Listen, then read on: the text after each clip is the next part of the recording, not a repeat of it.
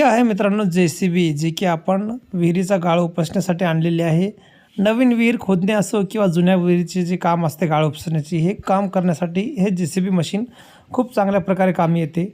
सहसा मित्रांनो आपल्याकडे JCB म्हटलं आहे की सगळ्याच प्रकारच्या एक्सकेव्हेटरला JCB या नावानेच ओळखले जाते. परंतु मित्रांनो JCB हा एक स्वतंत्र ब्रँड आहे. जसं टाटाचं असतं त्याला JCB म्हणणे योग्य नाही, कारण तर टाटाची मशीन आहे, एक्सकेव्हेटर आहे. जसं की मित्रांनो ट्रॅक्टर हा एक मशीनचा प्रकार आहे, मोटरसायकल ही एक मशीनचा प्रकार आहे, त्याचप्रमाणे मित्रांनो एक्सकेव्हेटर हा एक मशीनचा प्रकार आहे. आणि एक्सकेव्हेटर बनवणाऱ्या वेगवेगळ्या प्रकारच्या कंपन्या आहेत, जसे की JCB आहे, टाटाची देखील आहे, महिंद्राची देखील आहे, त्याचनंतर हिताची देखील आहे आणि वोल्वो देखील JCB मशीन्स बनवते.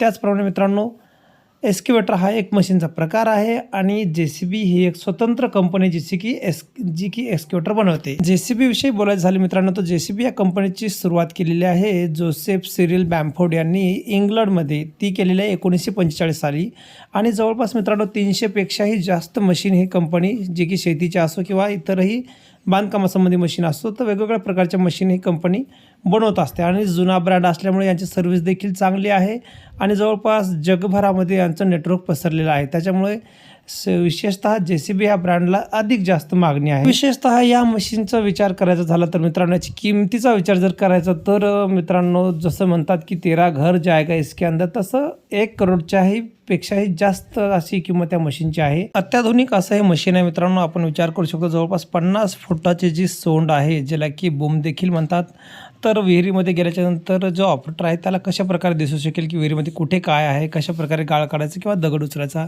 तर याच्या बूमला मित्रांनो एक व्यवस्थित असा कॅमेरा असतो, जो की HD क्वालिटीमध्ये जे कॅबिनमध्ये बसलेला याचा ऑपरेटर आहे त्याला सगळं मधलं जो विहिरीतलं दृश्य आहे ते दाखवत असतो. त्याचबरोबर मित्रांनो हे जे मशीन आहे हे GPS ने लेस आहे. जो कोणी याचा ओनर असतो त्या ओनरला सर्व प्रकारची जी माहिती आहे, डिटेलमध्ये माहिती, सर्व प्रकारची रिअल टाईममध्ये माहिती मिळून जाते की मशीन कधी सुरू झाली, किती वेळ चालले, डिझेल किती टाकले, अशा प्रकारची सगळी डिटेल्स माहिती या मशीनची मिळते. या मशीनने मित्रांनो 60 फुटापर्यंत विहिरीतला गाळ उपसणे आणि त्याचबरोबर 30 फुटापर्यंत ठिवण मोठी करून म्हणजेच रुंदवून देण्याचा खर्च मला जवळपास आलेला आहे 1,50,000 रुपयापर्यंत. कामाची गुणवत्ता नक्कीच चांगली आहे मित्रांनो. परंतु हेच काम जर आपण मजुराच्या सहाय्याने करायचे झाल्यास तर जवळपास 1.5 ते 2 महिना कालावधी लागला असता. मागच्या पावसामुळे मित्रांनो बांधलेले विहिरीचे जसेच तसे कडे खाली गेले होते, त्यामुळे ते मजुराच्या सहाय्याने काढणे देखील शक्य नव्हते.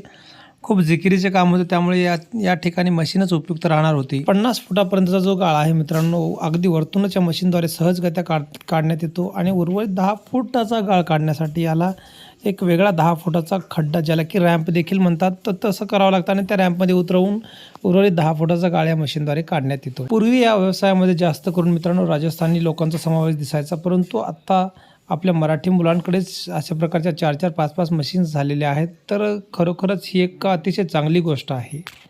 या व्यवसायामध्ये आपले मराठी पाऊल देखील सातत्याने पुढे पडत आहे. तर अशा प्रकारे आपल्या विहिरीचे काम हे सुरू झालेले आहे. कारण की मित्रांनो जुनीच विहीर असल्यामुळे मागील पावसामुळे जसं आपल्याला म्हटलं की जुने कडे देखील याच्यामध्ये गेलेले, त्यांनी पूर्णतः गाळाने भरत आलेली विहीर होती. अशा प्रकारे पहिल्याच दिवशी 26 फुटापर्यंत ठिवण रुंदवण्याचे काम झालेले आहे आणि ते देखील अतिशय चांगल्या प्रकारे झालेले आहे. तर हेच काम जर करायचे झाल्यास मित्रांनो मजुरांना 8 ते 10 दिवसाचा कालावधी लागला असता नक्कीच, परंतु मशीनने एकाच दिवसामध्ये एवढं मोठं काम हे केलेलं आहे. तर वेळेचीही बचत झाली मित्रांनो आणि येथे अतिशय काम देखील सुरक्षितपणे झालेले आहे.